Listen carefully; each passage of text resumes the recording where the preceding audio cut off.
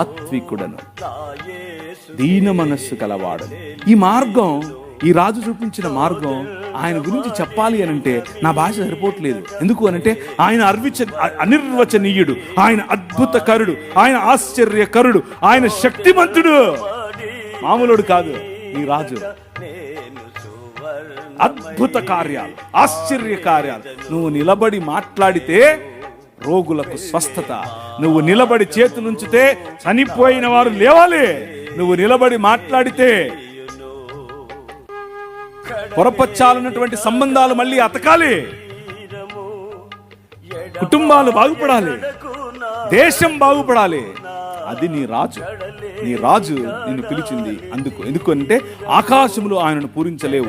మన మానవ భాష సరిపోదు. మీరు ఆయనను మీ మనసు నుండి తీసేయలేరు, మీరు ఆయన అధిగమించలేరు, ఆయన లేకుండా ఉండలేరు. Because he is your king. ఆయన రాజు, మామూలు రాజు కాదు. హృదయమనే నీ ఇంటిలోన రాజై కూర్చున్నవాడు, నీ జీవితాన్ని ఏలేవాడు. నువ్వు కట్టుకున్న బట్ట ఆయనది, నువ్వు మాట్లాడే భాష ఆయనది, నువ్వు ఉంటున్న ఇల్లు ఆయనది, నీ దేశం ఆయనది, నీ ఊరు ఆయనది, నువ్వు తిండి ఆయనది, నీ బ్రతుకు ఆయనదే. That is your king. నువ్వు ఒప్పుకున్నా ఒప్పుకోకపోయినా ఆయనే రాజు.